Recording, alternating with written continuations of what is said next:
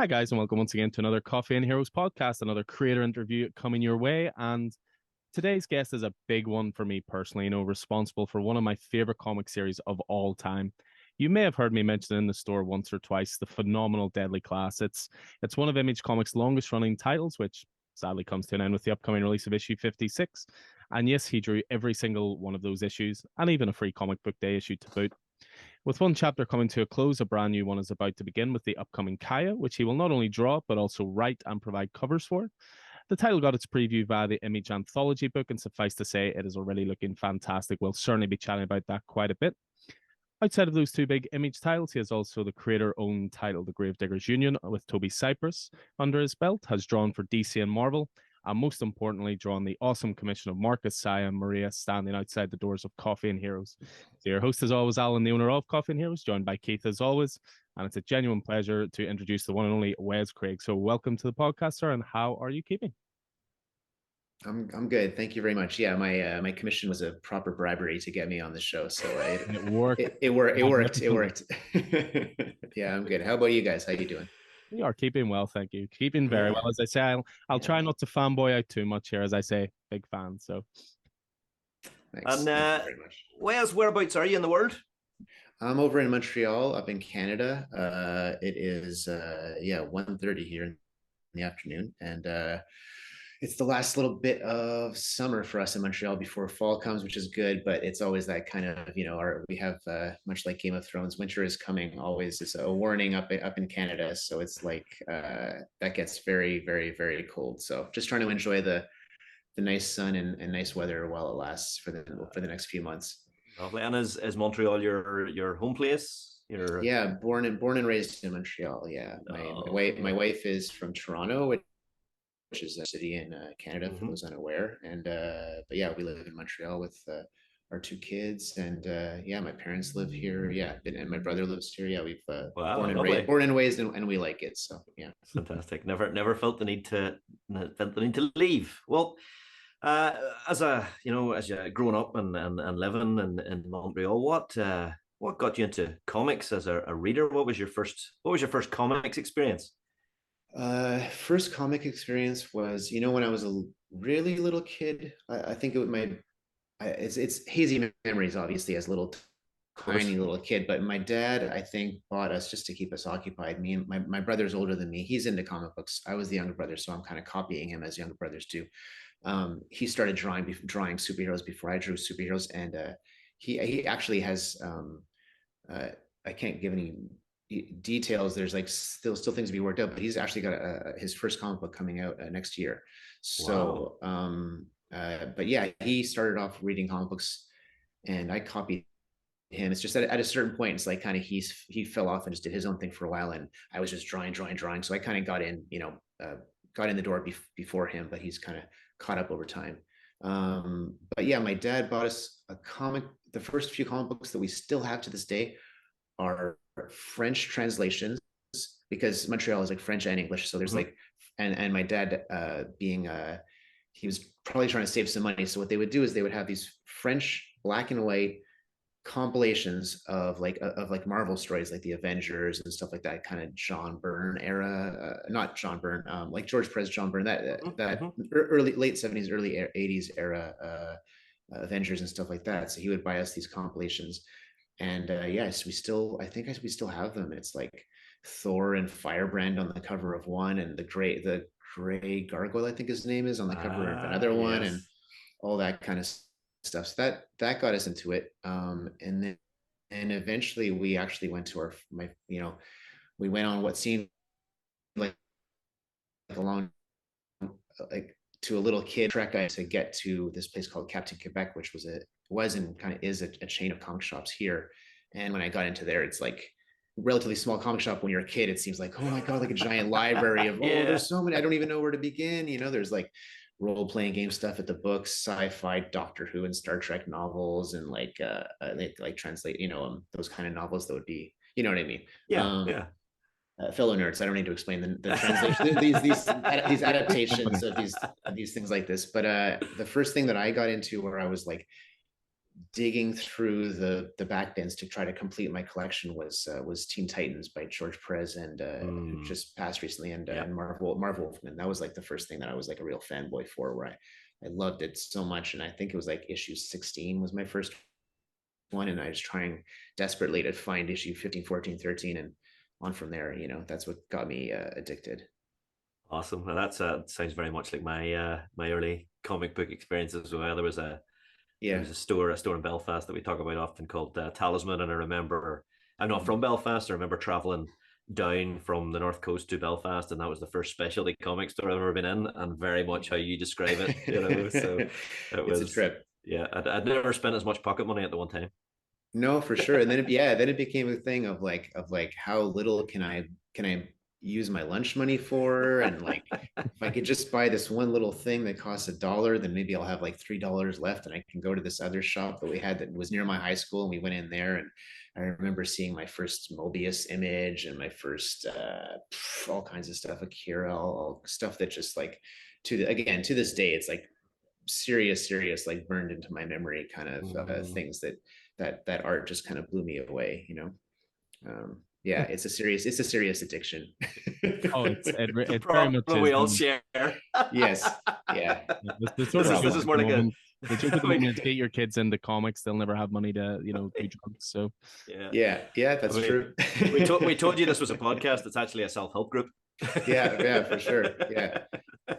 Well, it's interesting you say you remember those old black and white Marvel reprints, and French and so forth, and then your first experience sort of collecting was Teen Titans. I mean, did you feel that sort of tribal nature growing up, or were you a DC or a Marvel guy, or did you discover indie comics early on and have that sort of preference, or are you like most sensible people like ourselves and actually like everything? Yeah, I just to be clear, those first ones were French and black and white. The Teen Titans was the first thing that once we got into once we knew what we were doing, then we started picking up these English proper ones that are full color, and the ones that they were coming from the United States. I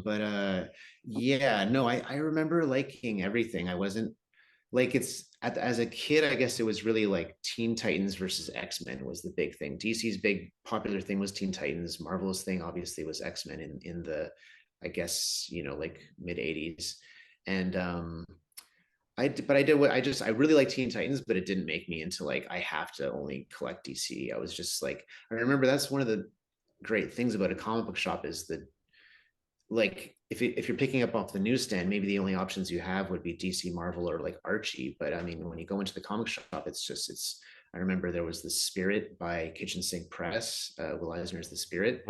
And there's like the first great manga was coming over. So it's like I saw like Lone Wolf and Cub and Akira and Ghost in the Shell and all these things. And like I'm trying to think of other stuff. And obviously the vast amount of it was superhero stuff, DC and Marvel, just like it is today, although a slightly different landscape, but obviously they have been and are dominant still. But like I love that stuff, but there was enough small publishers like first being a publisher and like the Tick and like all kind, just like superhero stuff, but it didn't have to be DC and Marvel. It was just kind of like a wealth of different things. Kitchen Sink Press is such an underappreciated small publisher. They had Xenozoic Tales, which became Cadillacs Dinosaurs. Mark Schultz, such a series. Sure. I'm just read a book on like the undergrounds, the history of Robert Crumb and all that stuff, and not just Robert Crumb, but him to start it off and everybody else. And I didn't realize how Dennis Kitchen, the publisher of Kitchen Sink, was so integral to so many little different aspects of the industry, and helping Will Eisner kind of set up, bring the Spirit back into publication and stuff like that. Yeah, it's really all these little publishers are a lot more important than we think, like in terms of changing the industry and stuff. And I used to love that stuff too, because it's something about I'm rambling a little bit, but like just at the time it was like, Spider-Man and Superman and all these characters, like you love them, but you're aware that these characters have existed forever. And that's the big thing about Image, is that like when that was the thing that I got into when I was a kid, is that it's like when Image started coming out, and other publishers too, again, like you're saying, Xenozoic Tales and other things that are kind of, these can be years, and they just came out in this era, you know. And the same thing with Image. It's kind of like whether they're good or bad, it's like Youngblood is a new team and they're for you at this age that you're at, and Spawn and Savage Dragon, everybody, you know, like all these teams came along, and it's like, and that was part of the appeal, is that these can be yours for your generation. You know? You're there at the start. You're there at the start. Yeah, you got the number one, you know, the origin, not much of an origin story for some of those. I mean, but some of them were cool. Some of them, you know, they're just kind of not quite there, I guess. But at the time, I thought they were all, when you're a 13-year-old kid or however old I was, it's like they're all super cool, you know. You don't need too much of a story to get you into it. You just, if the cool art, and you're not jaded at that age, so you're just kind of like enjoying it for what it's worth, you know. I'm getting excited because this month's previews, Matthew Rosenberg has taken over Wildcats, which of course was one of those original Image titles, and I'm just excited. I mean, the kid in me, the teenager in me, you know, is really excited about that coming back. But talking about origin stories, Wes, what about yours? How did you break into the industry, and was your aim always to get into comics, you know, after that appreciation as a youngster? Always. It was like I had again, I keep a lot of stuff. I'm glad that I still have it. One thing that I have is this old, it's in a, like one of those old binders. And it's like, what are you going to do when you grow up? And I wrote it in like grade 5 or something like that. And it just goes, I am, like, you know, the cockiness of a kid that age. I'm like, I'm going to draw comic books. I'm going to do them for DC Comics. I'm going to move to New York City. Like I had it all like planned out, you know? So things change over time, and at a certain age you get a little bit more of an understanding of the world. You're like, maybe this will happen, maybe this won't. But no matter whether it happened or not, I was still drawing. I was still loving writing and drawing my own stories just for my own entertainment all through high school. Like it wasn't like I didn't have like a geeky group of friends. It was just like me and my brother were not we were more into, like, we were kind of like punks, like rockabillys, like kind of trying to be cool, trying to meet girls. But at home, you know, I'd go home and we'd read our comics books and we'd be nerds with each other and be like, have you seen that? Have you seen the new issue of this thing or that thing? And just drawing and stuff. Because it's different back then than it is now, where it's kind of like geek culture is very much more accepted and interesting, and everyone knows what it is. And back in the day, it was a little bit more like, if you ever want to kiss a girl, you do not want to, you know, you want to keep that kind of like to yourself to a certain degree, and maybe you'll be lucky enough to meet a girl that's also into it, but it was rare back in the day. So anyway, I just like I kept drawing for myself for my own enjoyment, and then eventually I was kind of like, I think I'm good enough to do this, you know. And you need that kind of blind cockiness when you're young, because you just wouldn't make the steps. If you knew how bad your art actually was, looking at it, you'd be like, I'm not good enough to do this, but you think you're good at the time. Me and my brother, we'd go down to San Diego. I think we went to San Diego Comic Convention twice, as novices, as just like fans. But I went with my portfolio. Like I went with the task of like trying to get a job or trying to make contacts or whatever. And so I'd stand in this big, huge, never-ending line of portfolios, just trying to get like reviews from like Mark Chiarello back in the day for DC Comics. And there'd be like this whole area that was just like, there's Dark Horse, there's all the Image, you know, Top Cow at the time, and the Todd McFarlane Productions, and it's Wildstorm, et cetera. All the different publishers had like their portfolio reviewers, and they'd all have big long lineups, and I would just stand in each lineup and just get mowed down by these people's appraisals of my art. Some good, some bad. I remember Chiarello being really like just kind of that nice, like, this is working, you need to work on this, you know. So you go back, you're not, you know, you got stuff to work on, but you don't feel like you're not crushed, you know. Constructive criticism. It's like he was really good at that. And I kept sending samples away through the mail, old school style. And I would get, once in a while, I'd get letters back from editors. Again, I started off a lot with DC because it's just, they were more appreciative. They were a bit more like, I got a handwritten note from like this editor, Joey Cavallari, back in the day, and another editor, Dan Raspler, gave me a call and said, you're on the right track. And I was like, cool. I was so psyched. And then I kept on working. And then a year later, he like called me up and he's like, it's Dan Raspler. I just want to tell you, you're on the right track. And I was like, you called me a year ago. Like, he completely didn't realize I was the same person as a year ago. And I was like, I guess I got to start sending these things more often. So, but it helped, you know. It was like, someone notices, someone's noticing. And it's not just like a wall that seems like insurmountable. So, and then from there, I was living downtown, and just working bit jobs so I could have enough time, like just kind of part-time jobs that were just enough to pay the rent and give me enough time during the day to do more comic book work, just trying to make stuff happen. And I got a call or got an email from DC Comics, and they had a comic called Touch they were starting, and they offered it to me, and I just looked at my brother and I was like, oh my, I see the DC Comics in the email, and oh my God, they just offered me a job. And I just walked around in a bit of a daze, just couldn't believe it, because it had taken not the roughest story in the world, but also like, it had taken quite a few years. So it felt like a real accomplishment. And then so from there, just because you get your foot in the door doesn't mean that you're in. It's like that went for 6 issues, then that got canceled because no one was buying it. And then it was like a little thing here, a little thing there. And just kept kind of little bit jobs, and sometimes I took got jobs in video games just to pay the rent. But the goal was always to kind of keep at the comic book thing. That's the before I ramble any more than that, I'm going to cut it right there. But that was from beginning to first time in. Yeah, that's the story. That belies a certain amount of focus and drive there, Wes, for sure. Yeah, it's also that thing where it's like I to this day I don't know how to do anything else. To the detriment of any other skills, I was just like, I want to do this, I want to do this, and then you find yourself where you're like, oh no, like if I don't do this, what am I going to do for a career? I have no other skills. I can draw pretty well and I can write comics pretty well, but like and when I got jobs, they were always like just manual labor, just sweeping floors, just like not quite breaking bricks or whatever, but like it was just kind of like just bit jobs here and there. I had to go to like placement agencies that give you just the crappiest jobs in the whole city to do, stuff like that. And I was like, oh boy, this better work, because I'm in trouble if it doesn't. So that's a big motivator too. Well, that's essentially it. You're paying your dues, and I think certainly with editors coming back to you in that sense, it's a case of, this work is great, but let me see that you will stick at it, and you will, improve, work on your sequential work as well as splash pages and things like that. I would imagine. I mean, going back and looking at that, obviously Touch being your first published work, I did notice the interesting detail that you're credited on the cover of that as Wesley Craig as opposed to Wes Craig. When did that separation happen? No, I was speaking. I've been done, one or two of these things to kind of get the word out about Kaya, and somebody else mentioned that too, and it was like for some Guardians of the Galaxy stuff.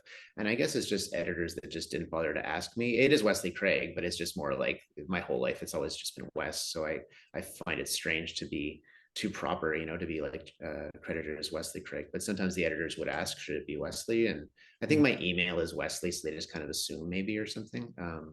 But for a while now, it does kind of like, for some reason it kind of irks me a little bit. So I think for the last little while I've been like, just credit me as Wes. I presumed it was more to do with your signature, that Wes Craig was just so much neater and tidier to do. It is lazier. less letters is always better, saving time. Tell that to the letter that's getting paid by the letter. Yes, that's true. so I mean, across the run of your work, well, I mean, I suppose it's a tricky question. Maybe who's been your favorite collaborator, or what has been your favorite project to work on, up until this point? I mean, that's the other side of that. That's where I cut myself off on that rambling story of how I get into comics. Is the next time that happened to me, where I looked at my email and said, "What is this person emailing me for?" I like kind of couldn't believe it. Was when Rick Remender emailed me and asked and offered me Deadly Class, because I was already a fan of his work. I liked Strange Girl was the main one for me. He did a title quite a while ago, like before his Marvel, more in the Fear Agent era, before his Marvel work, called Strange Girl. And I liked his other stuff too. And I think I was picking up X-Force at the time. And just the stuff he was doing, even if I wasn't picking it up, I was like, oh, it's cool what he's doing on Punisher. It's cool what he's doing with, I read an article about him turning Brother Voodoo into the next Doctor Strange. And just, he was just doing cool stuff at Marvel, so I was kind of down for whatever he wanted to do. And from there, it's just like, he's just been very open with, like, I mean, on the business side, he's been super cool with me, and on the creative side, he's kind of given me a lot of room. Like all that, some of the stuff that people enjoy about Deadly Class, the weird layouts and the kind of playing with the storytelling of comic books and stuff. I mean, that's the thing that I really wanted to bring to it, and he gave me tons of room. He could have been like, no, this is how it's got to be, panel 1, panel 2, very specific descriptions and stuff. Some writers, like including myself, are a bit more controlling in that way. They envision it a certain way and they kind of want it that way. But he was very collaborative. So and also, like, I was doing a lot of comic book work before that, but nothing was really gaining too much traction in terms of an audience and stuff. And once I got on Deadly Class, it really became like, people know me for this comic. I can go to conventions, meet fans. I go to conventions, meet other creators that know me for this. They seem to appreciate it. So it was very different. It's like literally like the first time I went to a con after I did the first few issues of Deadly Class, a fellow creator like introduced me to a bunch of other people. They're like, this is Wes Craig, he does Deadly Class. And it was like, most of the people there, they're like, oh yeah, we know Deadly Class. And I was like, oh, finally, like, people know me for something, you know? Yeah, a little bit of recognition. Yeah. So so that was nice. So yeah, I can't, you know, I gotta say him, but aside from that, it's like the creative, and everybody is, Deadly Class is a very collaborative in every way process. And working with Lee Lorich and Jordan Boyd for the middle part there, and Russ Wooten's amazing on lettering. It's going to be weird when it's over. That's a part of it, that it's kind of like not being in contact with them as much will be strange. It's mostly me and Rick, but also there's time, you know, there's I am in contact with the whole creative team, and that'll be a bit strange. And doing Gravediggers was just like a trip to work with. I had like 3 different artists that I was like, one of these guys could do this idea that I have in my head.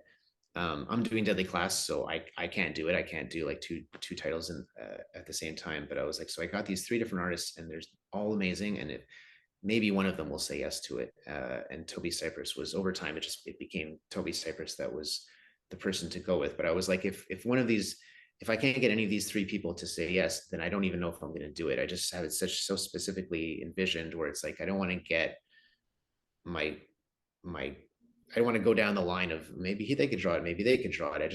I wanted it to look how I wanted it to look, you know. So I was lucky with that. Toby's got this very cool, modern, crazy style, and yeah, it's like that was my first example of just being able to see that thing the buzz that writers get, where they give you a script, but then the art comes back and Nico Guardia colors it and Jared Fletcher letters it, and seeing a whole team bring it to life is like, that's also very addictive, a very fun thing that kind of makes you want to do it again. And I'm hoping to do more of that stuff. I just want to get Kaya up and running, and then once that's kind of, the machine is working a bit smoother, then I have a few other ideas I'd like to flesh out and offer to other artists to see if they're interested in that. Yeah.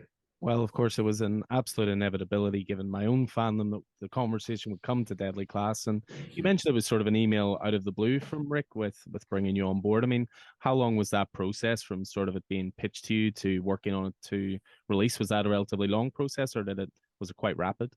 It was like it took we just had a few months. I'm not sure. I forget. It's almost like a decade now. So some of the details I forget, but there was like the announcement that we did at one of the image expos. So I'm not sure if it was supposed to be timed with that, or if they knew exactly, maybe they knew when they wanted it to come out to be timed with Black Science or something like that. I forget, you know, but yeah, I do remember having a little bit of time at the front there, and Sebastian Gierner was our editor originally, and it was like Rick and me and him talking about the different characters, and some kind of took, and some, you know, some kind of took off, and like, okay, that's going to be like, I remember, like, originally Murray was just a visual of wouldn't it be cool if this character with the death mask and the de los Muertos kind of look to her, wouldn't that be cool?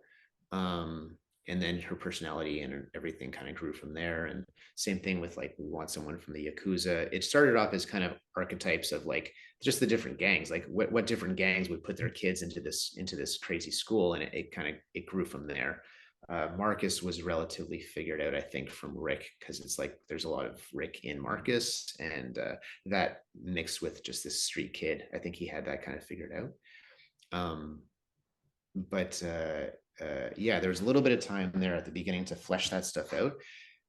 In terms of signing on for it, that was super fast, because it was like, email, awesome, get on the phone. he's a punk rock kid, I'm a punk rock kid, our ages are basically the same. So he grew up in like Arizona, I'm in Montreal, but we have so many of the same kind of musical and just kids being idiots kind of touchstones that it was like we knew right away that it's like this isn't going to be a problem. We basically speak the same language, so it's like we can do this. I was up for it for sure, and luckily he was too. But yeah, and then it was like the comics coming out, and then it was just the first issue was like 36 pages or something, so it's kind of like right from then it was always just kind of trying to play catch up with that deadline. But stayed mostly pretty good with that, except for a big gap right near the end there, which wasn't it, just that's just life and pandemic and stuff like that. But aside from that, I think we've kept up as pretty well with the schedule, more or less. And I mean, you mentioned as well that working with Rick in particular was a collaborative process between yourselves, but in general, your relationship as an artist with the writer, do you tend to sort of stay in your own lanes as writer and artist, or do you go back and forth on ideas much more than that? Like I would, if that's what the writer wanted, because I'm not trying to, step on any toes really. If he's got a very specific idea, then that's all good, I'm that way when I write, so I'm a bit more controlling than he is, I would say, honestly. I don't like to admit that, but it is what it is. Everybody plays to their strengths, and they have their own psychology, and that's just how it is. No, he's much more collaborative and more like the thing isn't figured out until the thing goes to print. Like he does a basic dialogue pass in the script that he gives me, but then the full final dialogue is only done after the artwork, because he kind of realizes some things need to be said, some things need to be described more, some things this can be taken out because it says it all in the art, etc.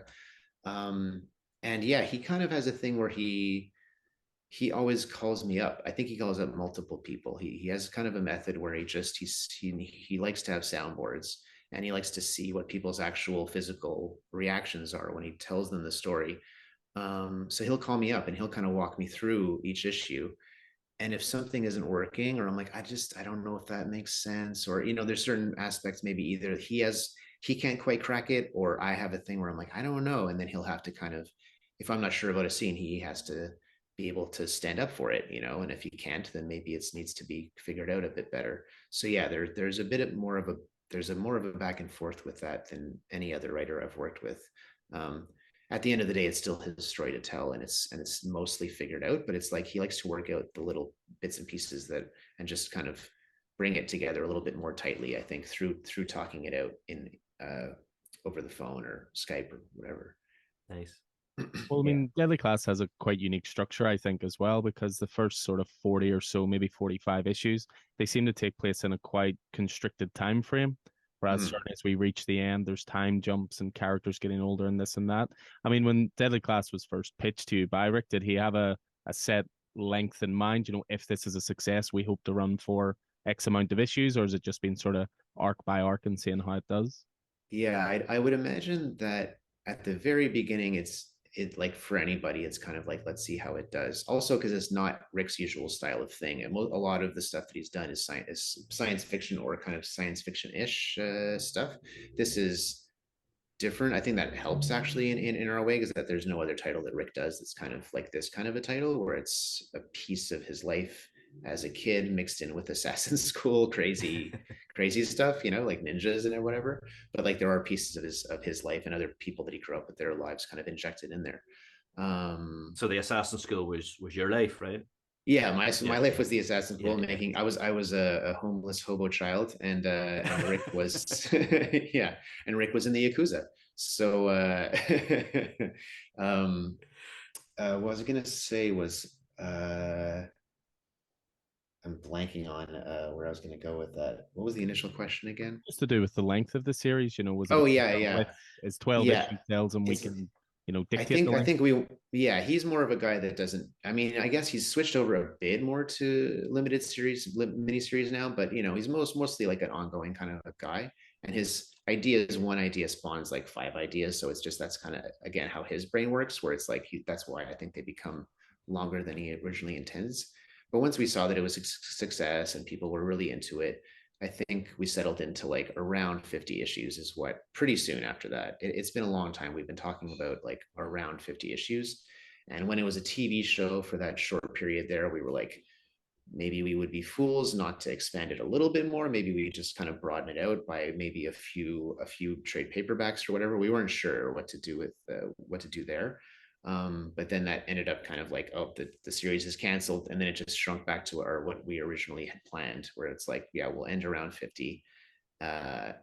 It just takes more time. We needed more time to tell the story as it needed to be told, so it ends up 56 is the final issue, just because, yeah, that whole thing, it's like the last 2 trade paperbacks worth of stuff was supposed to be just one trade paperback, but it's like there's just too much to tell, too much fun to be had, too much more stuff that becomes available when you're fast forwarding through time. Fun things to play with in these time jumps where you can see, oh no, well, suddenly this character's here, and then 8 years later they're all the way over here, stuff like that. Is so we wanted the space to tell it right and make people feel like they had gotten, you want them to, you want to stick the landing, as they say at the ending. You want people to feel satisfied. And that final issue hits on October the 12th. It's probably a wee while since you worked on it, but how has it been? I'm working on it, like before we talk and after we talk. I'm finishing up like the last. It's like 38 pages. It's a giant for an issue. So that's why actually it should have finished first, obviously, and then Kaya #1 would come out. But just it's like I'm working on Kaya at #2 as I'm working on Deadly Class, the last issue. So they're overlapped. So yeah, it's just playing out that way, where it's like the first issue of Kaya comes out October 5th, and then the next week is the last issue of Deadly Class.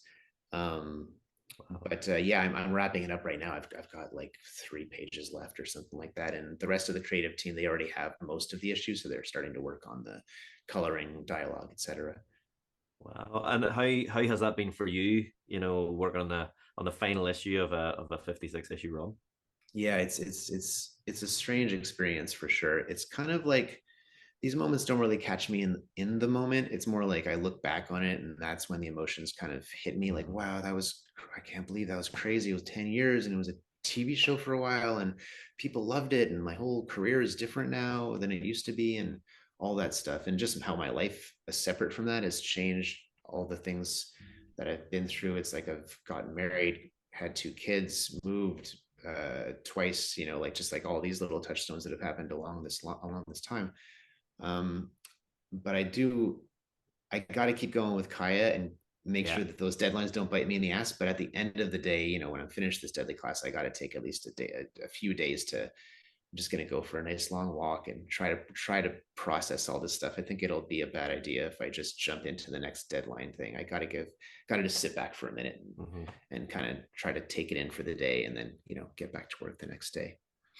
I mean, if it's right there, you say that you're working on it. Obviously, once we finish recording, you can just show me every page and heads up. I mean, I'm dreading that final issue because sure. Not to go into too many story details, of course, but obviously Rick writes Marcus is very cynical the whole way through it, and even the whole way through issue 55 talks about there are happy endings and this and that. So the feeling of dread that hangs over this series is remarkable. Yeah, it's definitely on purpose. Well, I mean, speaking of 56 issues, I mean, it's an incredible achievement, I think, in independent comics to get to 56 issues. I mean, the series debuted during an incredibly creative image boom. I think, loads of big ones, Saga, Sex Criminals, Pretty Deadly, Rat Queens, and and many, many more. Too many to mention. Black Science, of course, you'd mentioned as well.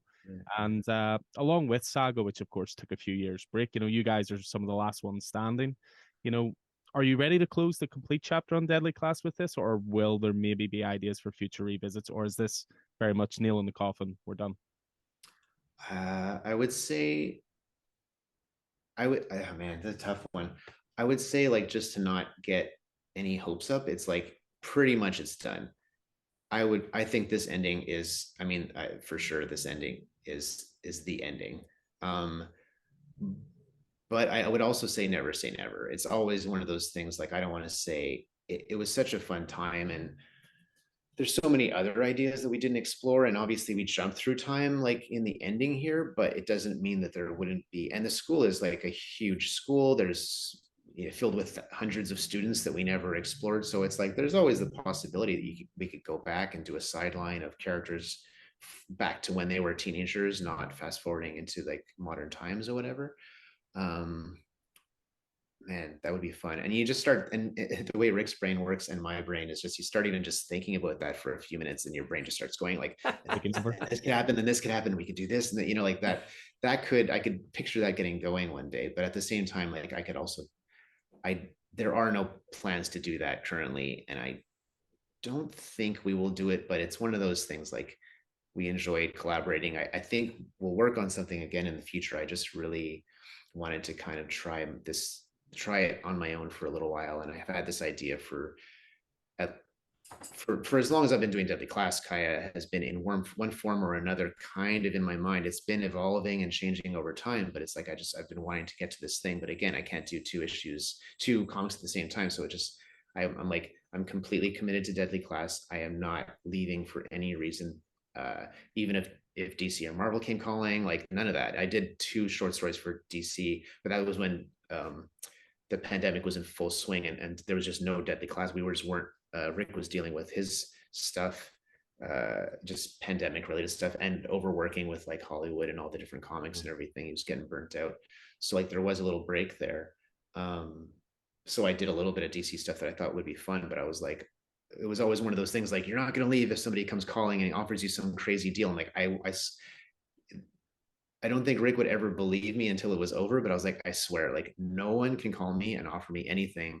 Like I hate when that happens when I'm a reader. I hate it when a comic just disappears, and it's like, it's the worst, So like, we're gonna wrap this up. I'm gonna be the artist the whole time. I hate that too, when there's just too many, changes. Like I was watching Sandman recently, and I was like, one of the things I like that series a lot, but one of the things I didn't like is just the amount of different artists. It would have been so cool if they had just had one artist like through the whole run. So yeah, so it was always a matter of finish that up and then worry about the next thing you're going to do. So so the answer is probably no, but never say never. And Alan, you have to appreciate that gentleman just answered that question without spoiling anything for you. So I know. well done, Wes. I suppose the reason I ask is because I think the Free Comic Book Day was a good example, because the story was already further along at that point, and then there was like this throwback issue, showing the kids being kids at a concert and this and that. And I suppose it's just that more. I mean, just like revisiting little one shots or so forth. But as you say, there's quite a large mythology there. But I also love the idea of a definitive ending. I mean, one of my other favorite series is Why the Last Man. 60 issues done perfect.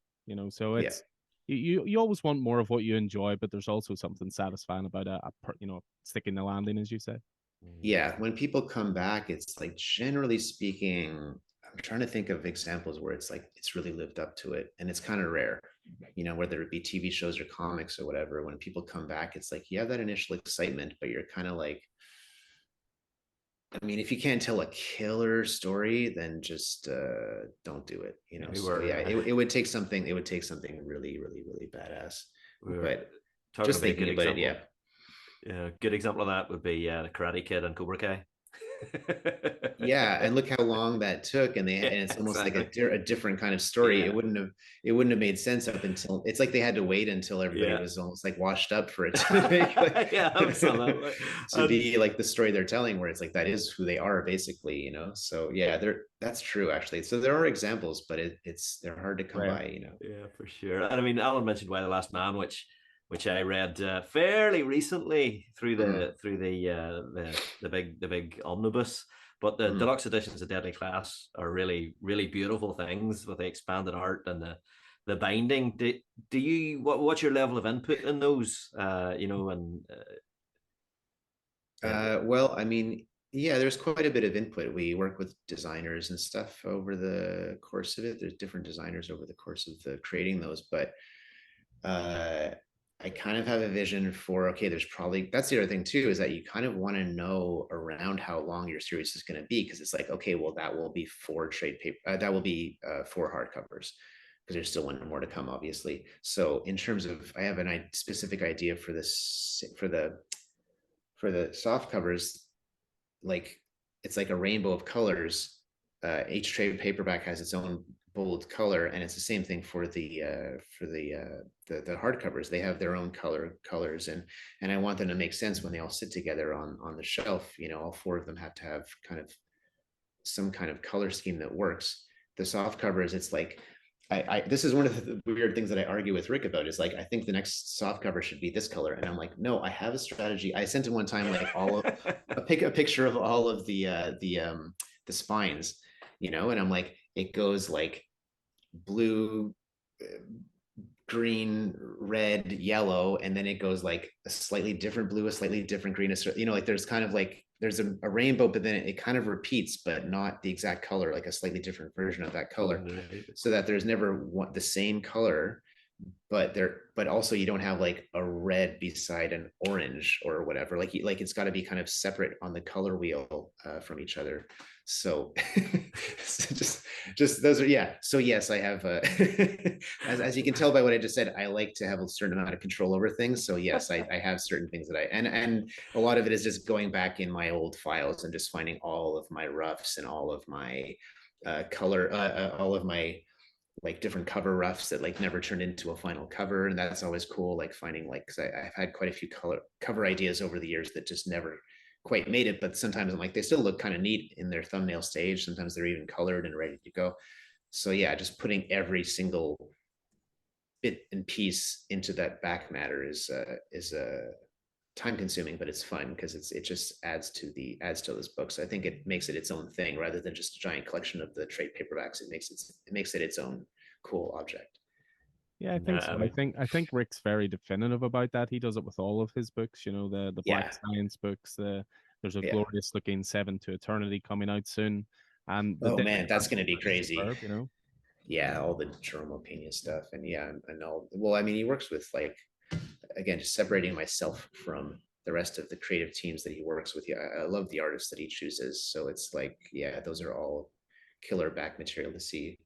Matteo Scalera kind of like, you know, just the roughs or whatever, how he kind of works things up. And Jerome's crazy. They're all crazy. They're all amazing artists. So yeah, and I know that Rick takes a lot of pride in like having those as to him, it's like those are the final product for him, I think, on his bookshelf, having that run of all his books. You know, for me, I think of more of the soft covers, but for him, it's more like the hard covers are the thing. Yeah, I think that's fair. I mean, certainly Deadly Class for my own collection. I have all the single issues. But for me, I would then invest in the hard covers just because, again, expanded art, you know, they're glorious products, you know. But, you know, at Coffee and Heroes, we always make sure we have certain staples on the shelves. So Deadly Class is one of those, you know, always available at the store. Soft covers, hard covers, whatever your preference is. But, I mean, last question on Deadly Class just before we move on. I do, it may be painful to ask, but I do have to ask about the TV show because I don't care. It's so frustrating to me as a fan. I thought it was an absolutely perfect adaptation. It was well cast. It was brilliantly shot. The soundtrack was superb. It was both loyal to the source material, but also its own thing. And I you know, I always use this example in store. It's like something as bland as NCIS gets 20 seasons, and yet something so unique and beautiful and different gets one. It fully deserved to be longer. But you know, what were your overall impressions? You know, feelings of the whole process? Is it pride that it even got made? Is it frustration it didn't go further? You know, obviously the comic is always going to be, you know, the main source material. But you know, what were your overall feelings on the process? Yeah, it's there's a lot of different feelings about it. It's like, now it just exists as kind of a commercial for the comic book, and I still have tons of people coming up at conventions where it's like, I got into the TV show. It's just more available than comic books, you know. So it's like I got into the TV show, and that brought me to the comic book. So I'm like, that's great. I wasn't heartbroken about it. I wish we could have gotten a second season out of it just to kind of wrap it up more properly or something. So like, I think when it was being made, the impression was everyone loves it so much, it's going to do great, etc. And it did do great. It just didn't do, you know, there's just a lot of math that goes on at the end of it. At the end of the day, how much did it cost to make? How much profit? Blah blah blah blah. All these the bean counters that say like yes or no to a season 2, season 3, etc. But at the time, they were everybody was very psyched about it. So I think that's why it has the ending it does. The ending is just a full on like to be continued. I mean, everything is in the middle of the action. And if you read the book, you know that that's kind of how a trade paperback ends, but there's the next trade paperback to tell you what happens next.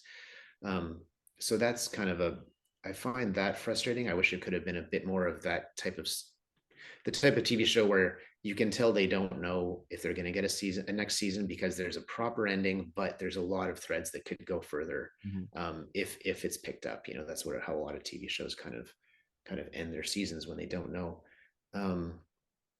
But I think it's a bit more heartbreaking for Rick, because he was really involved, like day to day, every day, just killing himself, flying to Vancouver where it's filmed, flying back to LA for the writer's room, picking all the music in the editing bay. He's writing a bunch of the episodes with the writer's room, and just the amount of effort that he put into it, and it just turned into one season. I think that was frustrating. But for me, I was kind of like, my job is just to keep this comic book going and not get too caught up in the TV stuff. I got to be involved just as much as I wanted to be involved. Like, I helped a lot with the animations, obviously, and kind of making sure that they were like on model kind of with my style. And specifically the middle, like the Las Vegas, tripping on acid in Las Vegas episode, I was like Skyping with the director, and like he was kind of telling me what he wanted. I was doing thumbnails and sending those back to him, and that got turned into like this crazy 3D animation they used for that episode, which is like my favorite episode aside from my own involvement in it. I just thought they really captured that drug haze kind of feeling really well. So like I thought that was really cool. But yeah, at the end of the day, it's just like I got to bring my family out to Vancouver to see it get filmed. That's across the country in Canada. So we flew out there with when my first child was just like 1 year old, and we got to see that get filmed. So I was like, I'm never going to get to see this again. This is super cool. And seeing it's just a small group of people making this comic book, but then it's like it turns into this army and trailers upon trailers and like 100 extras and just an army of people to get this made. So that was kind of cool to see that. So yeah, it's just kind of like, it was a cool experience for me. I wish it had gone further, for sure. I think we could have gotten 2 seasons or whatever, like that would have been cool. We were talking about the possibilities of a second season where I would be more of a art director type of role, or like some kind of more direct role in the in the TV show. So that would have been interesting, but at the end of the day, it is what it is, and I'm very proud of it. And looking back on it, like, it looks super cool, it's super stylish, great actors. Like, I'm looking forward to seeing what all of them do next, kind of a thing. And I mean, not there's like Lana Condor is already like a big star, and there's different actors that are on at different levels right now. But like, it's exciting to see them do new stuff. Yeah, so it's just kind of like it was a cool experience. I don't think of it. It doesn't pain me to think of just that it was only 1 season, except for that it feels like when you only get 1 season, you feel some kind of like, oh, we failed in some way, but we got it like super close to how it was, so close to how we wanted it to look and how wanted it to feel. The music especially is just like dead on, so and Rick was very involved with that. Yeah, that's the thing with it. I mean, it still seems to do so well and has a good following. And as you say, there is the frustration there wasn't more made, but that cliffhanger, it's kind of nice in a way that it's stuck close enough to the source material that if someone walks into the store, I can literally say, you want to know more of the story? This is the issue that it then carries on from. So as you say, it comes across almost in a weird way as a very nice trailer for the superior book, so it's okay. There was always 2 issues I always wanted to see filmed. I got one of them, which was the Vegas one, of course. Always wanted to see issue 26. Issue 26 stands as one of my favorite single issues of all time. So it's the rescue of Maria. Oh, that would have been so cool. And it would have been a silent episode, like you can just picture it, or not silent, but like very little said, yeah, that would have been cool for sure. Even just the long-term storytelling there, of a certain character coming back and this and that. But yeah, that was the only other one that I was sort of like, I really would love to see that in live action. But again, so as you can see, Wes, you might not feel any pain over it, but Alan has enough pain for it. Very much so. taking on my pain. I appreciate it. So how was the process of being the writer and cover artist for Gravediggers Union? I mean, given you've sort of admitted you like a bit of control, was it easy to leave the art to Toby Cypress and cede that control? Yeah, I think it's just it's like we can do it's like you can turn on and off certain parts of your personality to a certain degree. Like, the job is like I'm relatively an introvert, but I've just went to 2 conventions and I've been doing some podcasts. So it's like you have to turn up whatever part of you that's able to be gregarious and be kind of more talkative. It's like you got to turn that up for a little while, and then you go back to just being completely quiet and sitting at the drawing table and not talking to anyone all day, which is more my natural state just from doing it for so many years. But yeah, and that's part of it too, that it's like, okay, well, I like to be a control freak when it's just me, but this is not just me. It's working with and thinking about, well, how do you like to do it, and asking the artist actually really is just being like, how do you like to work, some artists like to have free reign, and some artists just want to be like, I actually have too many ideas in my head, I just need to be more focused, like I need to know like exactly what to draw, and I'll draw that. So I think with Toby it was a little bit of, I guess, a little bit of both, where it's like I tried to make sure he knew everything he needed to know, but yes, the same thing that Rick gave me, I kind of gave to him, where it's like, it's up to you to, at the end of the day, how you want to structure this. You have to have fun on it, and if you're not going to have fun, it's going to show. It's going to look stiff. It's going to look stifled. So yeah, you have to kind of give them breathing room. And I don't know. I hope that I hope I did that for him.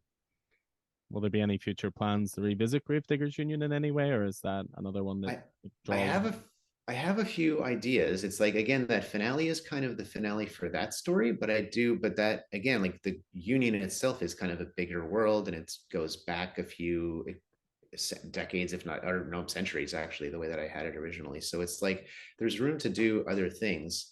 And I kind of like the idea of the monsters I created for that world. They're a bit, it's like each one I tried to put a slightly different spin. Like there's zombies, but they're like steroid zombies, like just jacked up zombies. And like the bats are like, there's an environmental aspect to it, where it's like they're kind of like these Brazilian rainforest bats that are trying to protect the rainforest from like logging and stuff. So and there's like junk, like there's a golem that are kind of made from like junk. So I kind of like those guys. It's like I'd like to do something with them too. They kind of come up in my head and kind of take on a life, and then sometimes I think about it. It hasn't turned into anything. I thought of one thing that was kind of like Gravediggers adjacent, like that horror kind of world, kind of a H.P. Lovecraft influence kind of a thing, but it hasn't turned into anything super solid yet. I gave it a go, and then I was like I wrote the first issue, and I was just like, it's not coming together quite how I wanted. There's something missing. So it's like, when that happens, it's a matter of going for a bunch of walks, walking my dog, and kind of thinking it through and trying to figure out or just not thinking about it at all. And then one day I'll be watching some TV show and be like, oh, that's the thing. Like there's this one magic piece that kind of makes it all work. Sometimes you have to wait for that to come to you. Well, you said my buzzwords there, H.P. Lovecraft. So I'll be waiting.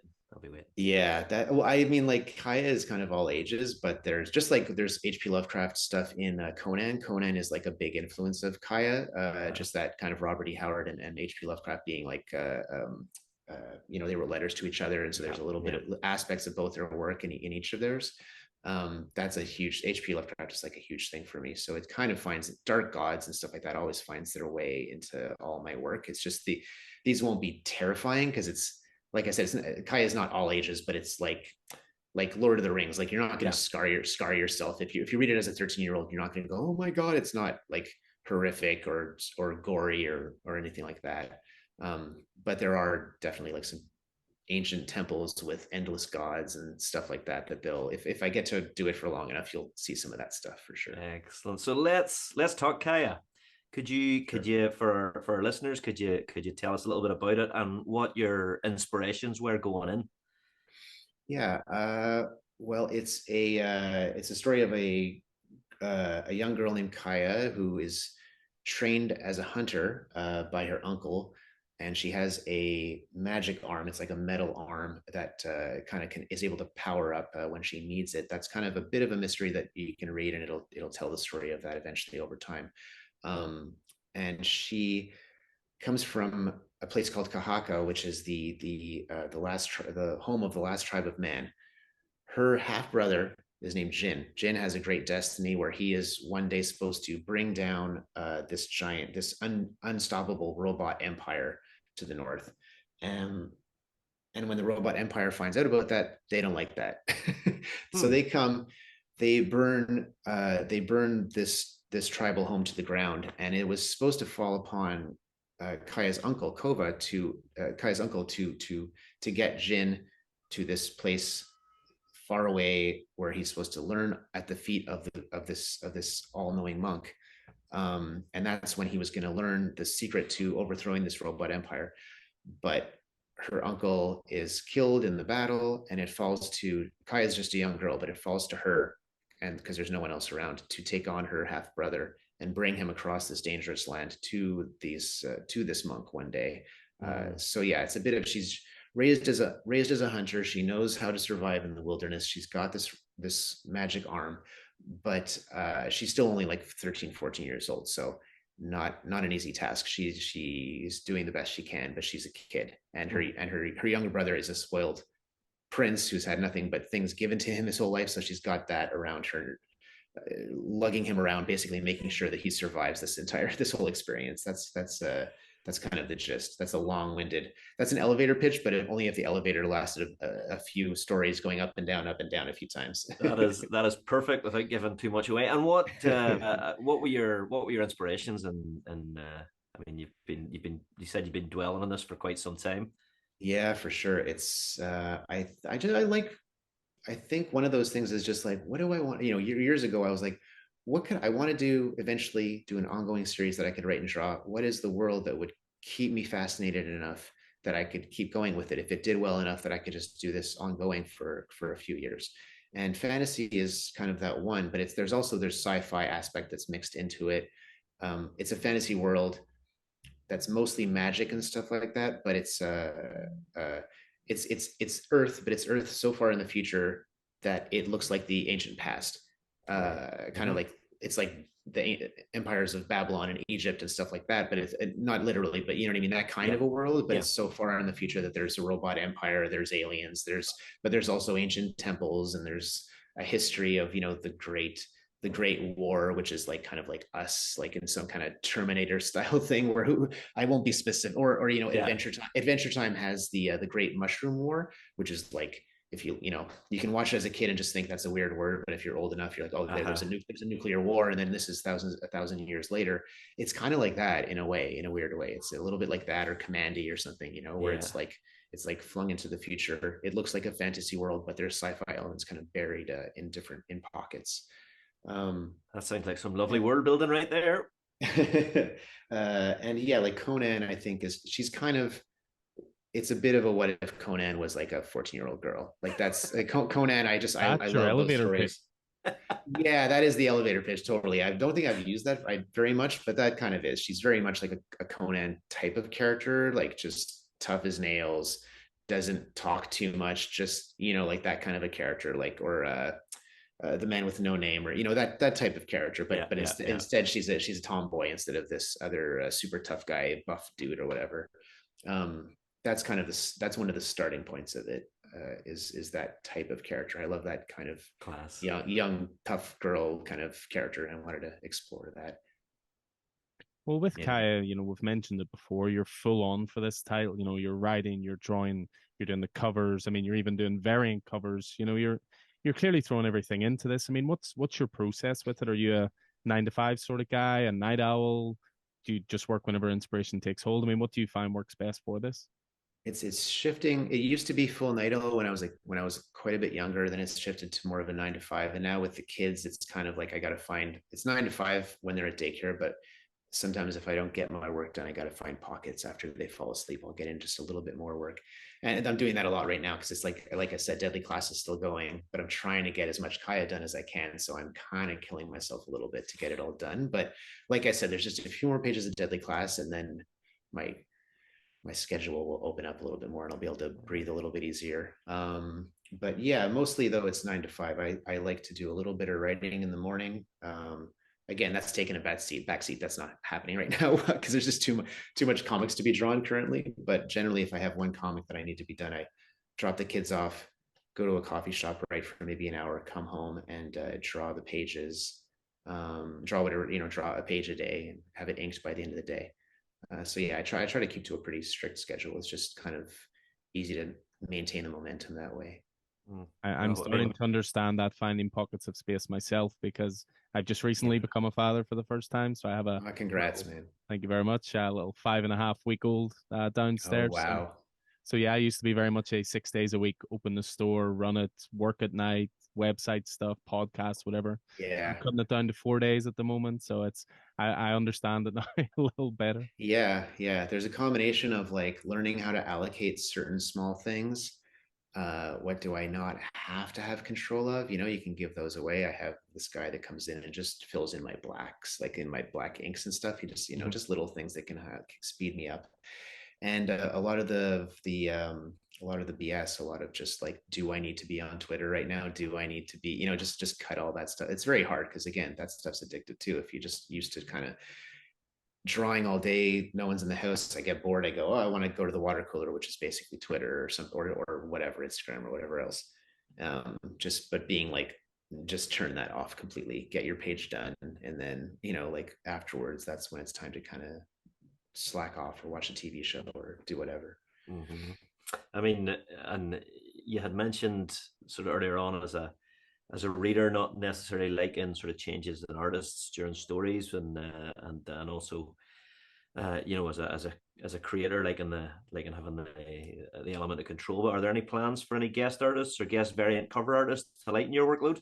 Yeah, I have one idea for, I don't know how this is going to turn out, but I'd like to do something like Declan Shalvey actually is doing for Time Before Time. There's like kind of like in between issues, in between arcs. I think, as far as I understand, I've gotten quite a few issues. I don't think I've gotten any of those standalone issues yet, but because I get them in singles. But in between arcs, I'd like to do one where I do a short story, not the full issue, and then I get somebody else to do maybe like just a fun like 5-pager type of thing, and then I could fill the back of it with just letters and all, just fan stuff, letters, drawings, anybody the fans wanted to do stuff like that, and maybe I could do that as a one issue thing in between each story arc. And also the variant cover stuff, yes, for sure. I'm getting other artists to do the next arcs variants. That's just too much work. But I had something very specific in mind for this first arc. It's 5 issues, and there's one variant cover, one main variant cover for each issue, and each one of them is me aping the style of something that inspired Kaya. So the first issue is like Jack Kirby Commandy style. That's the variant for the first issue. The second issue is Adventure Time, is like, and again, it's Kaya and Jin, but drawn in that style. Second issue is Adventure Time. Third issue, I think, is Hellboy Mignola. Fourth issue is like a Mobius tribute, and the fifth issue is my really weak attempt at doing a Frank Frazetta Conan painting. Class. I can't do it. It's so like, it's obviously, I was like, guess what? You can't just try to do oil painting. I did a digital version of it, but even that is kind of like, you can't just try to it takes a whole lot longer than just like a few days to become like a master of oil painting. So, and I knew that, but it was like the composition is kind of a Frazetta style composition, and the colors are kind of, I did my best attempt, but it is not. I can do a pretty good Kirby, a pretty good Mignola, even like a not bad Mobius. But yeah, Frazetta is a whole different level of skill. That's the reason Frank Frazetta is Frank Frazetta. yeah. There's not a whole lot of other people aping that style unless they're like full-on illustrators, fine arts illustrators or whatever. Well, again, I love the idea that even the variant covers have a theme. Again, it obviously shows the amount of thought and effort and inspiration going into this. I mean, you said you're a couple of issues ahead at this point, obviously ahead of the October release. I mean, we're obviously hoping that the title is a hit. As I like to say, more Wes Craig art in the world makes it a better place. So, if it does do well, which is obviously what we're hoping for, do you have a length in mind, or is it an arc by arc basis? Is it a 30 issue or is it a 50 issue? Is there a preferred length in mind for it? Yeah, I do, but it's like, I feel like I'm cursing myself by saying it because it's kind of a lofty goal, and it's just not how things work these days. But I do have an idea. I would like it to be, and who knows, maybe it'll do amazing and it'll be more than this. I have no idea. But what I'd like to do right now, what I have in mind is I'd like to have it be like nine trade paperbacks worth, three arcs, 3 arcs, tiny little breaks between the arcs because again, I'm doing it mostly myself. Jason Wordie is the letterer and Tom Napolitano is the letterer. But Jason Wordie is the colorist. Tom Napolitano is the letterer. Aside from that, though, it's all me. So it's a lot of work. So little breaks between maybe. But I'd like to get to that third arc and then be like, okay, take like a month off and just think of where do you want to go with it. But I have it pretty figured out. Like I've got the first arc totally figured out. I have the first 3 arcs are like pretty figured out. On from there, I've got a skeleton of what it's supposed to be, and I don't want to like pigeonhole myself too far in where it's like, I'll be a better writer by the time I get there. I want to leave a little bit of room to kind of grow and be better, so I don't want to nail it down exactly. But yeah, that would be my dream, to do 9 trade paperbacks worth. That would be super cool if I could if I could have enough people. Glorious hardcovers. That's true. I honestly don't really think about that very much, but it's true. That would be great. That would be pretty cool. 9 trade paperbacks. That was bone. It was 9 trades. I think. Yeah, is that how much it is? Yeah. I don't. Is that what it is? Because I used to have the trades, and then eventually I traded those in for the one volume, the giant one that I still have there. It's beautiful, slowly falling apart on my shelf. Yeah, but, yeah, that's true. That seems pretty perfect for me. That would be nice. But if I have kind of the thing where it's like I could see it, if it's more successful, I could open it up from there a little bit more. And if it's less successful, I have the middle part, it can kind of be expanded or contracted depending on how well it does. Like no matter what, I want to be able to do the whole thing, but I feel like I'm realistic enough to know that might not happen. So I'm kind of like leaving a little bit of wiggle room in the middle there to kind of either expand or contract depending on its success. Yeah. Well, I think you have Coffee and Heroes on board, so whatever little thing that Alan is able to do, I'm sure we'll Well, this helps. Getting it in the shop helps. It all helps, so I appreciate it. And you've worked for, at this stage, you've worked for all the big companies in comics, but what is it about Image that keeps you coming back? I mean, they keep saying yes, for one thing. It's really cool.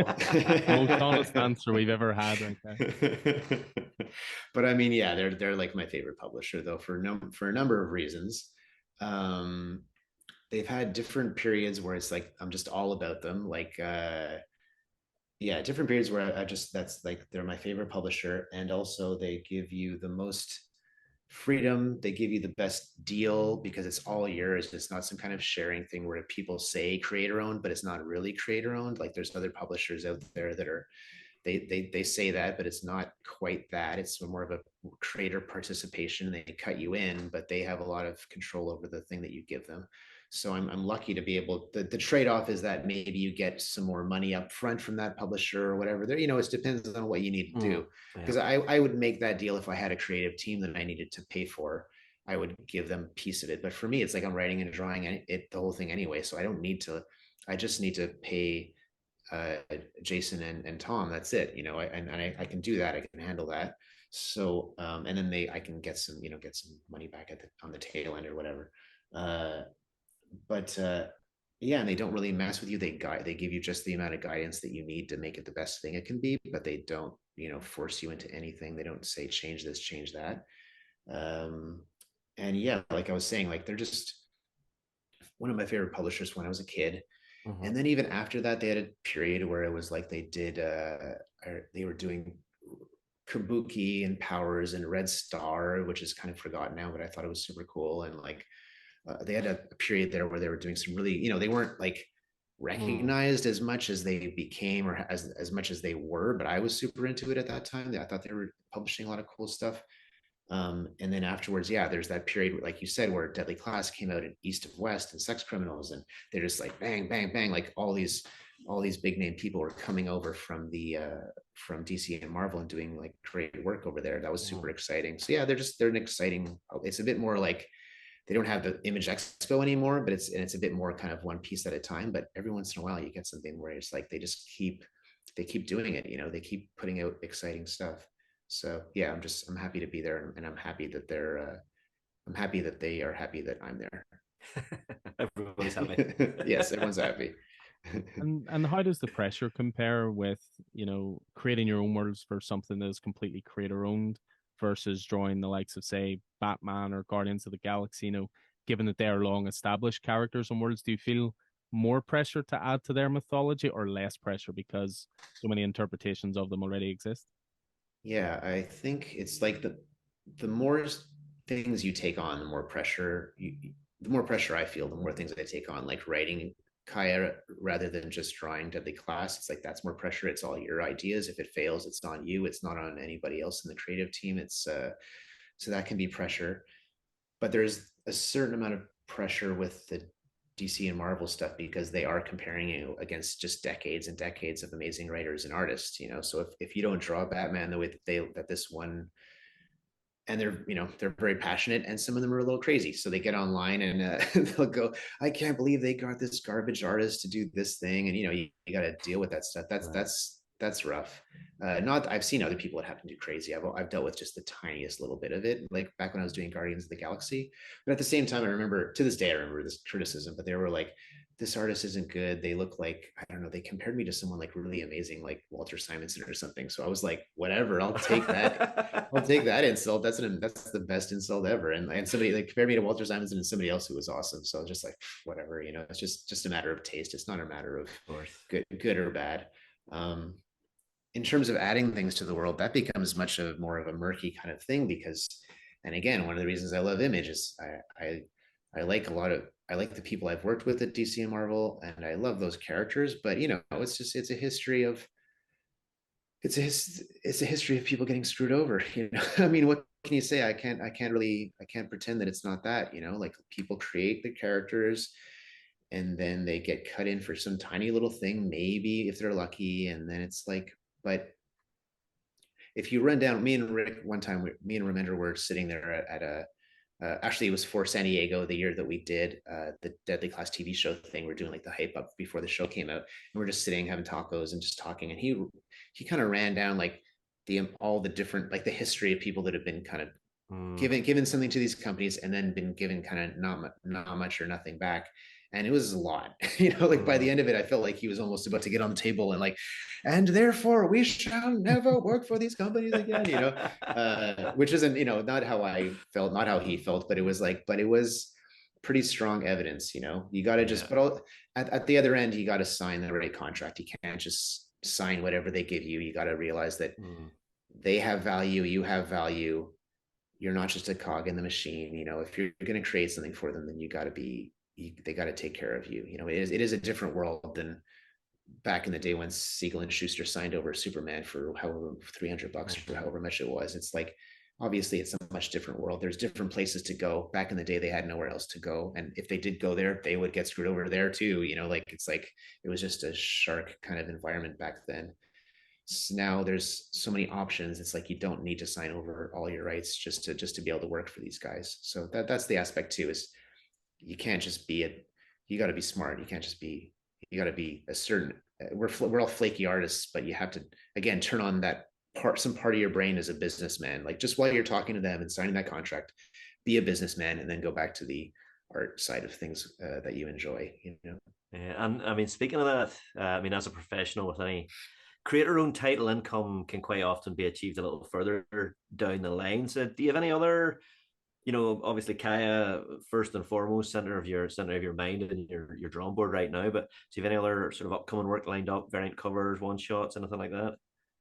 Yeah, I have one thing. No, right now it's like, again, I'm 2.5. I'm at the middle of the second issue for Kaya. I would like to be, again, I'm almost done Deadly Class, so I can get to three issues is like the safe space where if the first issue comes out, you got 3 in the tank, you're good, and I'm a fast worker and I'm so into it. I can work on it until my hand falls off. So it's fine. Like once I get Don't going, do that. no, like, but I can chug away at it really, really well. So it's like, once I get there, I know I'll be getting back up to speed. But for now, it's kind of like I got a few commissions left that I have to do. Your Coffee and Heroes commission was part of that year-long kind of commission thing that I took on. Like I do like 2 per month or whatever. And so I got a few things that I have to finish off. But really, it's just like part of the job right now is saying no to everything that comes my way. And I'm like, I will say yes again, but for the next few months, it's just like, just only do Kaya and just worry about that. I have one variant cover coming up for Love Everlasting, the Tom King, Elsa Chartier book, which is like, we've talked back and forth, and she did this video about Deadly Class, and she's been so nice and flattering to me. I was like, there is no way that I got to do this cover, and I owe her something for sure. So I'm doing that. But aside from that, yeah, I'm just kind of just bearing down and getting as much Kaya stuff done as I can, so that these deadlines aren't a constant source of stress for me. I want to be far ahead enough that it's like I can handle any, again, with 2 kids, it's like you never know what's coming your way in terms of, you might get a cold, they might get a cold from daycare, all kinds of stuff. So trying to get far enough away that I can handle any unforeseen problems. That sounds like the title of your heartbreak album. I will say yes again.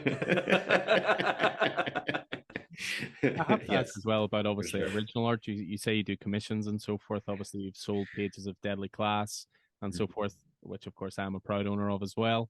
With Kaya being completely your baby, will you sell the pages to issue 1, or will that be very much a, this is mine? Maybe from issue 2 onwards I can part, but issue 1 I want to keep back.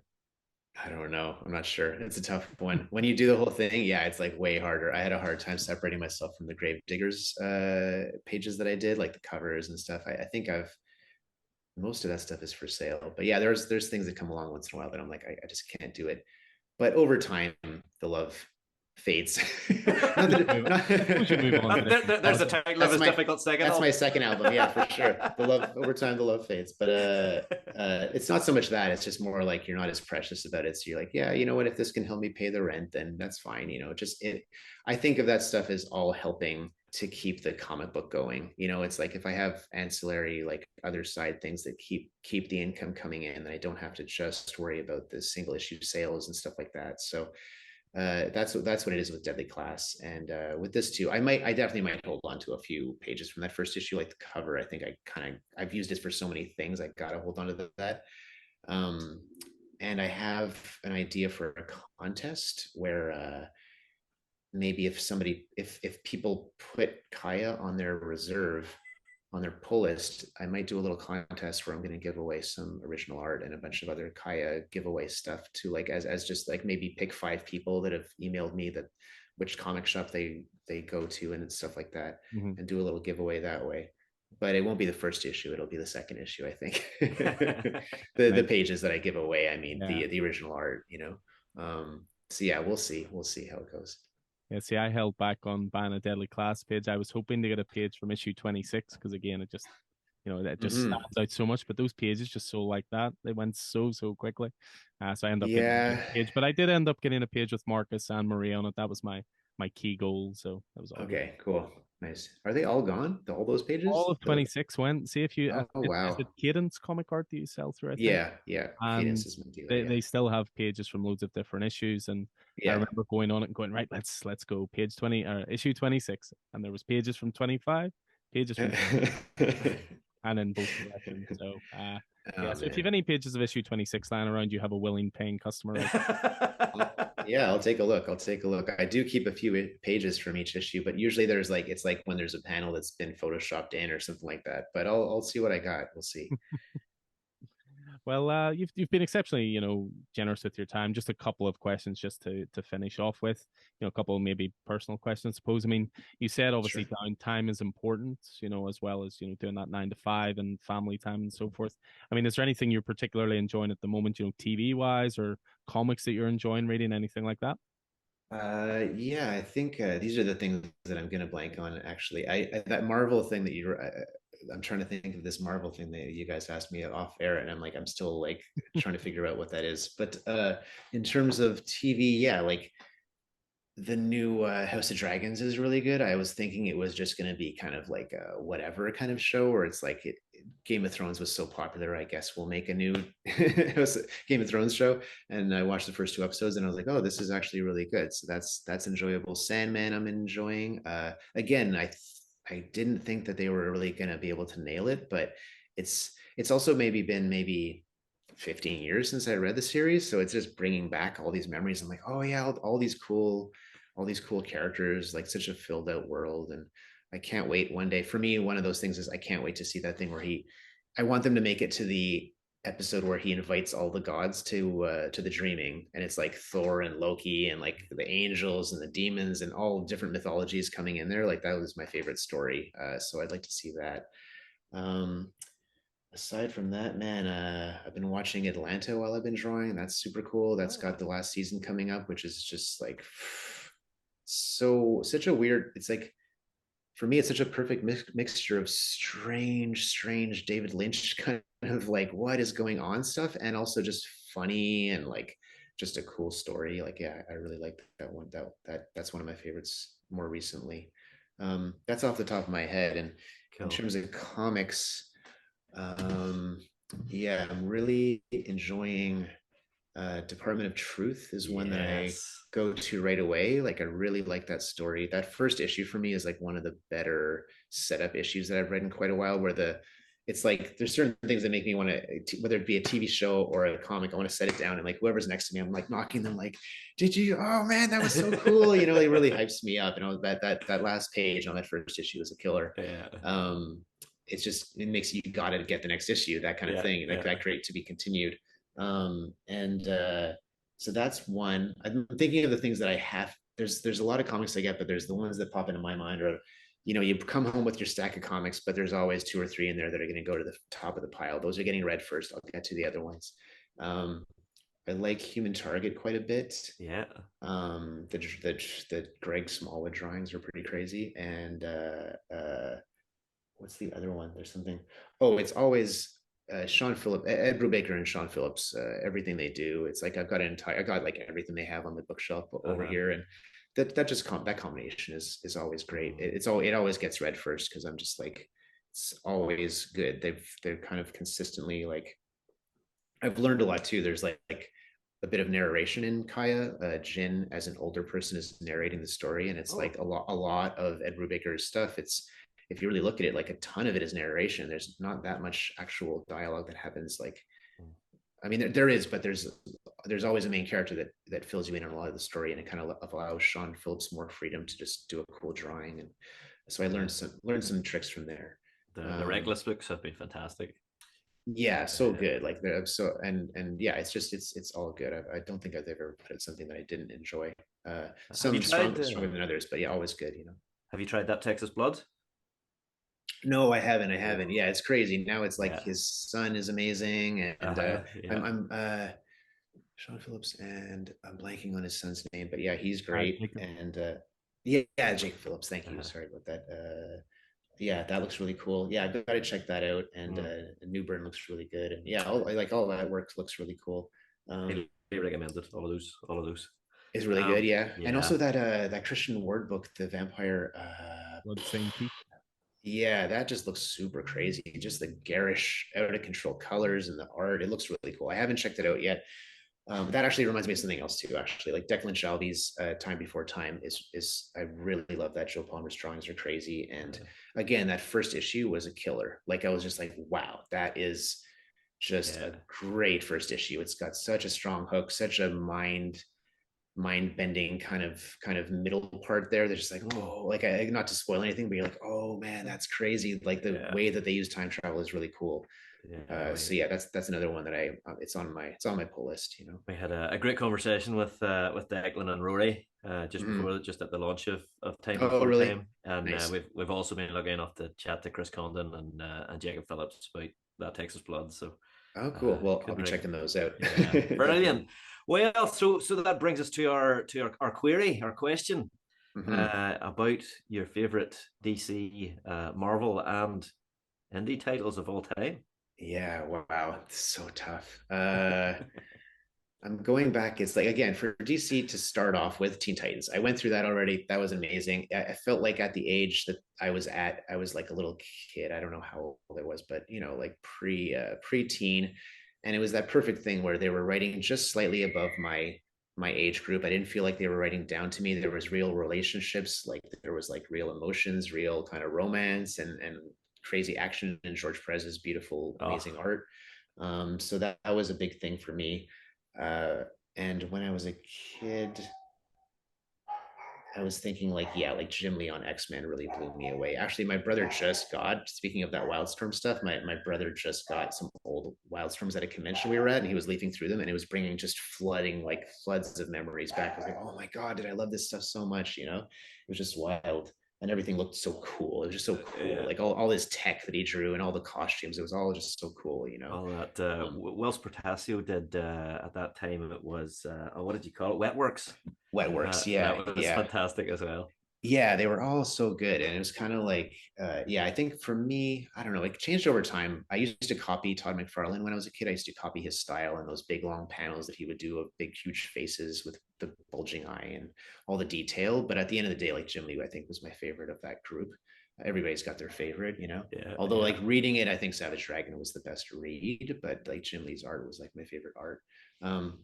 So that's your Marvel is Jim Lee's Yeah, X-Men? no, I can't go with that as a kid. I'd say that as a okay. kid, but as a grown up, man, I finally just read Born Again, Daredevil Born Again, and it's such a rote answer. I'm sure everybody answers, like 90% of comic book creators probably answer Born Again, but it's so good, man. All of Frank Miller's work on Daredevil, really, like as a kid and now, in Deadly Class, I reference Electra Lives Again like all the time. Like that's like a huge. Have you ever seen that one? It's like a like a European album style. Yeah, like bigger than comic book size. I got that as a kid, and that just blew my mind. The way that he just has such a love of drawing in it, like perspective and drawing little details. It's kind of like Frank Miller at his peak in terms of art. I mean, so is Dark Knight Returns, and so is Sin City. He tries different things on different projects, but it's that one for me is the most enjoyable one to look at. And just Frank Miller and David Mazzucchelli on year one at DC and Batman year one and on Born Again is just so good. Such a fun story. It reconnects me with that little kid where I'm like, by the end, I'm like pumping my fist for Daredevil to come back. You know, you're like, you can do it, you know, which is hard to do when you're older. You get jaded. You've read a million stories. It's hard to kind of get that emotion out of you from a comic book. But I'm like, this is why he was one of the best back in the day. He was able to do that. And him teaming with David Mazzucchelli. Not all of his stories are great, but when he teams with Mazzucchelli, it's like Grant Morrison and Frank Quietly. There's certain teams that are just really suit each other, and that's one of them. And give us your indie. My indie of all time is man, that's really tough. Yep. We should always specify we classify Vertigo as indie as well, because we chat to creators and they always go, that's slightly cheating, that's DC. But I always look at that as the independent arm of DC. Yeah, sure. Yeah, it's not the same as that kind of, it's similar enough to indie. Oh man, okay, let me go through. I'm just going through the library in my head. I wish I could go, my computer, I'm afraid it's gonna like disconnect or something. If I go on my bookshelf and look through, that'll garner some thoughts. But greatest of all time, man. Yeah, I'm completely blanking. I just went through all of Akira on the manga side of things. It's not independent, but that was just like a wild ride. Well, I've read bits and pieces of it over the years, but I never read the whole thing through beginning to end, and it's just like blew my mind. It was so amazing. The story was so much better than I thought. Actually, I just picked up a reference book you might enjoy as an artist. It's called Anime Architecture, and it very much I saw that backgrounds of Akira specifically, but a lot of other stuff. But I saw a few pieces of that. That looks amazing. I cannot leave this without answering this question. I can't compliment Image so much without like saying like my favorite thing. Let's see. Okay, I'm gonna like lean over to my bookshelf over here. Man, what's my favorite thing? I really just don't know. I'm just completely drawing a blank. Hold on, I gotta disconnect this computer and bring it over to my bookshelf. Yeah, I gotta look at some of my favorite stuff. Hold on, give me 1 second. Let's see. This could be a follow-up episode going through your book. Yeah, that would be cool. It's oh, you know what? Oh yeah, I think. Okay, well, I'm going to say Hellboy is my favorite, like just genres type thing. It's so obvious. Why didn't I think of that? Hellboy, even though, it's Dark Horse, but I'd say that's on the indie side. That's my favorite. That's like my favorite comic of all time. And I can't believe I mean, yeah, I think there's a few different, top 5 that change over the years, but I think, of course, I always come back to Hellboy. And again, that HP Lovecraft thing. That's how I know HP Lovecraft. I wouldn't know about it if it weren't through digging into what inspired Hellboy, I'm sure. And I just recently read From Hell. That's my other answer, from Alan Moore and Eddie Campbell. And I think that's like the best thing he's ever written. I think it might be better than Watchmen in a way. It's so like, it's crazy to say, but I don't think it's gained the traction that some of his other work has done because it's so horrific. It's not going to appeal to everybody. Like, it's terrible, I mean, it's just like, it's really a true horror story, the way that Eddie Campbell draws some of that stuff. But it's like amazing. It's amazing. It's like, it changes you. By the end of it, I was like a changed person a little bit. It was like, wow, I can't believe it's taken me this long to read it. That kind of a feeling, Fantastic. That was commitment to an answer, by the way. That I appreciate that. Massively appreciated right there. But my turn to reach slightly off camera just to grab this absolute beauty that I have just recently had framed. So, Wes had obviously mentioned a Deadly Class commission that I had. I think it was during lockdown I first got in touch about this, and I think you did 12 commissions a year, one a month, or that kind of thing. But something like that. The main characters of Deadly Class outside of the store. I really love the detail, by the way, that if you look at the comic books on the shelves, Declan will very much appreciate this. You have Old Dog on there. Did I? Oh, nice. I've been talking with them back and forth about these, both of our big creator-owned things that we're doing coming out. So yeah, he's been on my mind. Just an absolute beauty. As I say, I couldn't have been happier with it. It'll be proudly displayed in the store. But yeah, the two titles you put on the shelf were Old Dog and Saga. And Saga is my favorite comic. So you've done well there. Nice. I should have put more. 2 seems kind of like I was slacking, but it's hard to get those logos on there, man. It's tough. I mean, when I see the level of detail and tattoos on Saya's arm, I don't think I could accuse you of slacking. So it's a lot for sure. But as I say, we'll bring it to a close now. I mean, Deadly Class, we obviously talked about, reaches its conclusion on October 12th with issue 56, which I think you said was 38 pages. Like 30. I could have that wrong. I'm almost sure it's 38 pages. That's going to be both a great and sad day for myself with that. You've also got the final trade paperback releasing on November 9th, and then a deluxe hardcover to follow early next year. I should ask just very quickly one last question with regards to Deadly Class. Why was Maria not the cover of the 3rd hardcover? I know. She'll be number 4 though. I have a regular in store who said, he was going to burn all his Deadly Class books if Maria was No, number 4 is already done. It's a done deal. I was like, there's no way Maria's not number 4. I think it's just because in the middle of that other group kind of came after the first culling of all the students, and it's like Helmet kind of took off as people's new favorite characters, so we felt like we should put him on there. But Maria is coming. Can't leave Maria out. Made perfect sense. Well, as I said, the last deluxe hardcover will follow early next year. And then, of course, Kaya is scheduled to hit comic stores October 5th. So make sure to get those pre-orders in. I mean, the title's already garnering praise from the likes of Kieran Gillen, Robert Kirkman. These are heavy hitters and know their stories inside and out, guys. So you really will not want to miss out on the launch of this. So get it on that pull list. And you never know, you may even have a competition to enter should you put it on said pull list. So more details for that, I'm sure, will come out. But again, Wes, it's been an absolute pleasure. As I say, I tried to keep my fanboying to a minimum. I think I've done quite well, but I'll leave it there. And again, best of luck with Kaya. And just know we will be pushing that title to the moon and back as much as we can, certainly.